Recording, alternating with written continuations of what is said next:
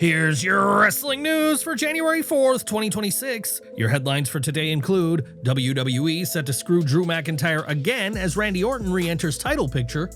Real reason Tommaso Ciampa is planning to leave WWE finally revealed. Matt Cardona vacates indie title after signing new WWE contract. AJ Lee's WWE situation just took a surprising turn. Matt Hardy breaks silence on Hardy's contract status. Conflicting reports settled. Big shakeup coming to NXT in 2026, WWE planning major overhaul.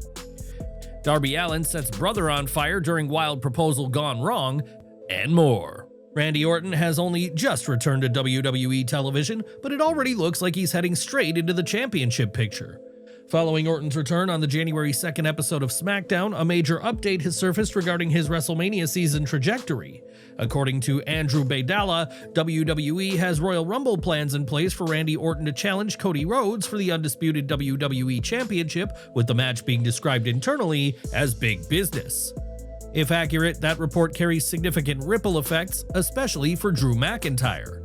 Cody Rhodes is set to defend the title against McIntyre in a brutal 3 Stages of Hell match on the January 9th episode of SmackDown.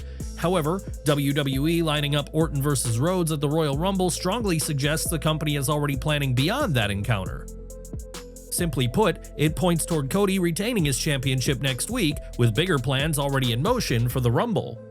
While Orton's fans may be thrilled at the prospect of another world title match on a major stage, the timing is less encouraging for McIntyre, whose road back to the top could once again be delayed.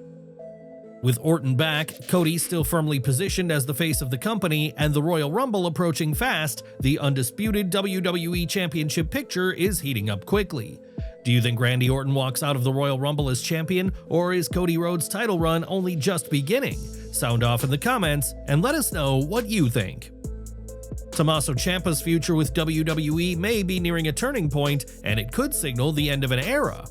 According to a report from Bodyslam.net, Tommaso Ciampa is currently finishing up his time with WWE and is not expected to renew his contract.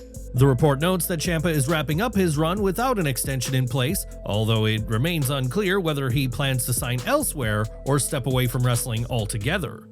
Over the past few months, multiple dirt sheet reports have suggested that Tommaso Ciampa had been frustrated with his inconsistent television presence and what he reportedly viewed as lackluster booking, factors that may have contributed to his decision not to re-sign with WWE. Ciampa's last appearance on WWE television came on the December 19, 2025 episode of SmackDown, where he teamed with longtime partner Johnny Gargano as DIY in a loss to Ilya Dragunov and Carmelo Hayes. Since that match, Gargano has continued appearing on WWE programming alongside Candice LeRae, while Ciampa has been noticeably absent.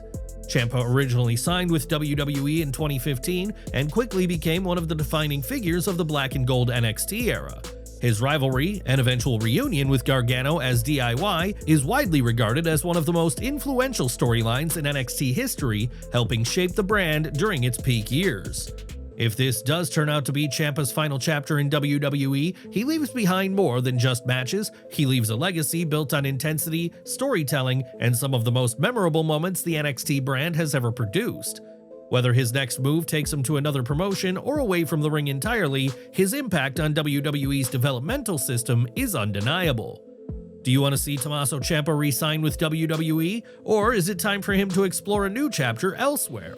Share your thoughts in the comments below. WWE delivered a couple of notable moments on the January 2nd episode of SmackDown, and one of the biggest was the official return of Matt Cardona. While his comeback marked a major milestone in his career, it also triggered immediate ripple effects outside of WWE. Shortly after his return, Cardona announced that he would not be able to compete at ACW that same night. As a result, he formally vacated the ACW World Championship, ending his reign without a final title defense. The promotion quickly confirmed that a new champion would be crowned on the show, adjusting plans on short notice due to Cardona's WWE contract status. The situation was unavoidable. Once Cardona re-entered WWE, he was no longer permitted to wrestle elsewhere, forcing ACW to pivot immediately and move forward without him at the top of the card. Cardona later addressed the moment in a lengthy Instagram post, revealing that he's officially retired the Zack Ryder persona and is now back in WWE under his real name. he emphasized the return wasn't accidental, it was something he worked toward for years, rebuilding his reputation across the independent scene to earn another opportunity on WWE television. Now the question shifts from how Cardona returned to WWE to what comes next. With a fresh identity, renewed credibility, and real momentum behind him, his second run carries far more intrigue than the first. What's your take on Matt Cardona's return to WWE? Do you think this time he thrives, or does he risk getting lost in the shuffle again? Sound off in the comments and let us know what you think. Back in September 2025, AJ Lee stunned the wrestling world with her surprise return on the September 5th episode of SmackDown. Her comeback immediately made waves as she confronted Becky Lynch, took her down, and walked away with the Women's Intercontinental Championship, instantly reigniting buzz around WWE's women's division. In the weeks that followed, several reports claimed AJ had signed a multi-year full-time WWE contract, with the company allegedly positioning her as a central figure moving forward. At the time, the narrative seemed to fit, especially with early talk of a major WrestleMania program. But now, 4 months later, that perception is being challenged. During the Fightful Select Q&A show on January 3, 2026, Sean Ross Sapp pushed back on the idea that AJ Lee is operating as a full-time performer. According to Sapp, that was never the understanding being relayed behind the scenes. That's why when AJ Lee came back and people reported, oh, she's back and she's full-time, I think back in December, I was like, well, hold on, that's not what's being relayed to me, which doesn't mean it's not true, but this was very clearly not going to be a full-time run. Sapp further explained why AJ's limited number of matches since September supports that belief, especially when factoring in long-term creative planning.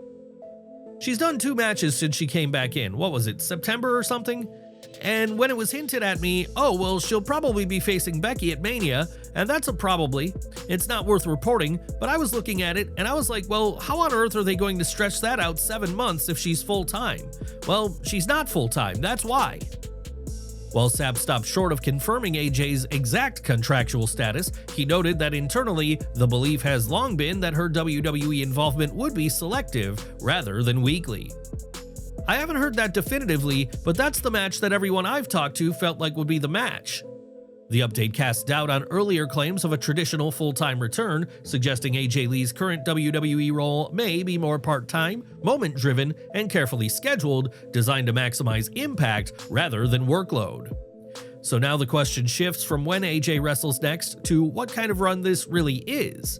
Do you think AJ Lee should remain a special attraction performer, or would you rather see her commit to a full-time WWE run? Sound off in the comments and let us know where you stand. Matt Hardy may have caused some confusion with his recent tweet about the Hardys re-signing with TNA, but he's now cleared the air and it's official. On the December 25th, 2025 episode of The Extreme Life of Matt Hardy, he confirmed that he and Jeff Hardy are staying with TNA Wrestling. Matt and Jeff have re-signed with TNA. This is the real deal right now, Hardy told co-host John Alba. The clarification comes after a week of mixed signals, as earlier reports from Fightful Select suggested a new deal was still in progress.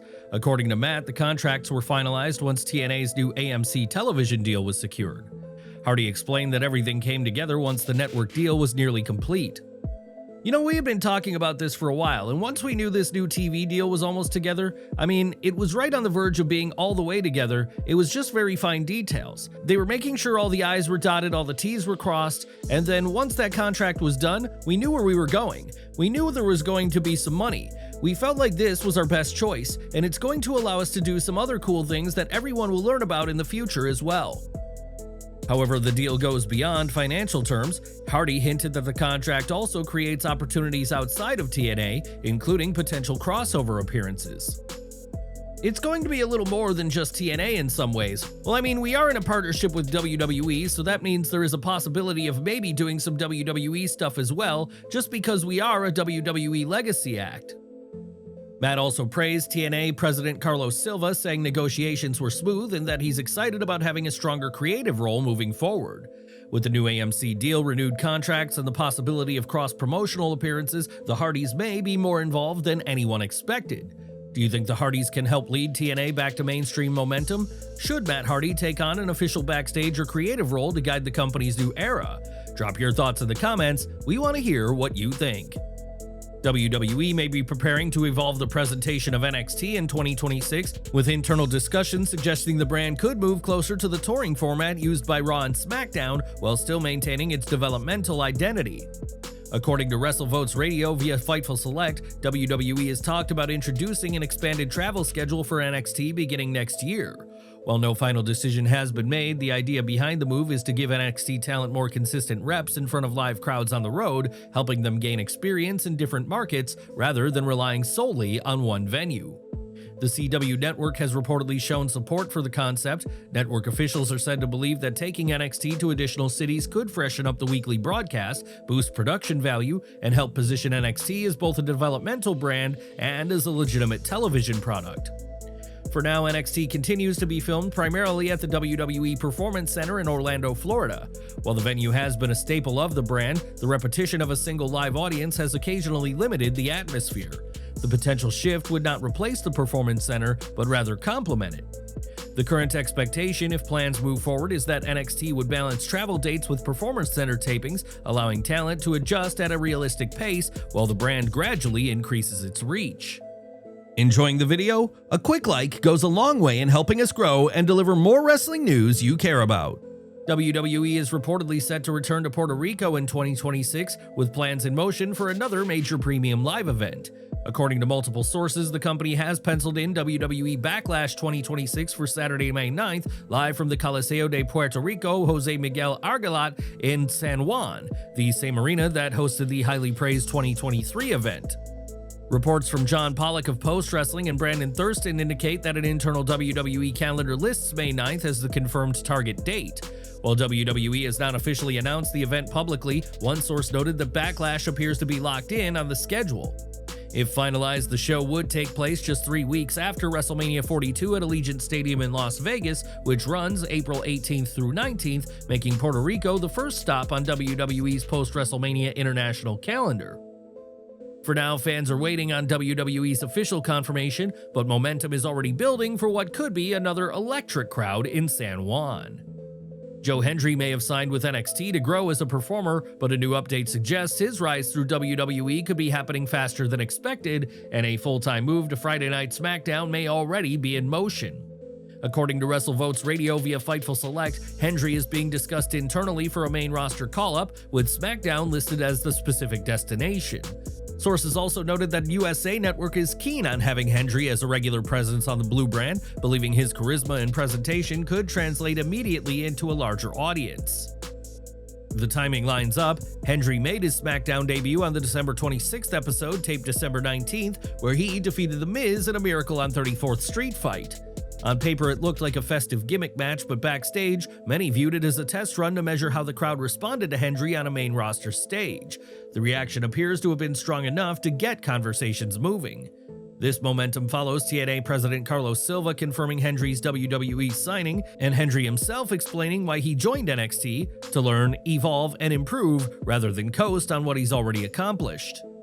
Now, with USA Network reportedly pushing for him and internal discussions gaining traction, the next step seems clear. Hendry's NXT chapter may be the bridge to a full-time spot on SmackDown. Whether WWE pulls the trigger immediately or lets the evolution continue a little longer, the message is the same: the company sees something special and they're not hiding it. Will Joe Hendry become SmackDown's next breakout star, or should WWE let him cook in NXT just a bit more? Let us know what you think. Danhausen may be nearing the end of his run in AEW, and according to a new report, WWE is already watching the situation closely. WrestleVotes Radio via Fightful Select reports that WWE officials believe Danhausen could thrive in NXT if he becomes a free agent in the coming months. This lines up with an earlier report from Sean Ross Sapp of Fightful Select, noting that Danhausen's AEW contract is expected to expire around February 2026. Despite not appearing on AEW television throughout 2025, Danhausen has remained active on the independent scene. Sources also claim he previously requested that AEW not add injury time to his contract when it was originally set to expire over the summer, which may have accelerated the situation. So far, neither Danhausen nor AEW have made an official statement, but the timeline suggests a decision is approaching. If he does hit free agency, WWE's interest could signal a new direction for one of wrestling's most unconventional stars. With his offbeat humor, character-driven presentation, and dedicated fan base, some within WWE reportedly feel Danhausen could be a natural fit for NXT's environment, especially given the brand's history of showcasing eccentric, personality-first performers. Would you want to see Danhausen arrive in NXT, re-sign with AEW, or should he stay on the independents? Drop your thoughts below. Darby Allin is known for pushing limits, but his latest stunt may be one of the most unhinged things he's ever shared, and it didn't even happen in a wrestling ring. Allin posted a viral video to Instagram showing him lighting his brother on fire during a marriage proposal that immediately went off the rails. The idea was simple: his brother would propose while engulfed in flames, and his girlfriend would put him out with a fire extinguisher in dramatic fashion. The reality was the complete opposite. In the clip, Allin's brother kneels, fully on fire, holding a ring, and instead of saying yes and saving the moment, the girlfriend panics and sprints away from the scene, extinguisher still in hand. Darby captured the moment. Marriage proposal gone wrong. My brother wanted me to light him on fire, and he asked his girlfriend to marry him. She got cold feet and took off running instead of putting him out with the fire extinguisher. Maybe it wasn't meant to be. As if the chaos wasn't enough, Allin ended the caption with a sarcastic tip: stop, drop, and roll. It's the kind of reckless, emotional, and unpredictable energy that's defined Darby Allin's persona for years, a blend of danger and sincerity that constantly blurs the line between real life and spectacle. What do you make of Darby Allin lighting his brother on fire for a proposal? Too far, or just peak Darby Allin? Drop your thoughts in the comments below.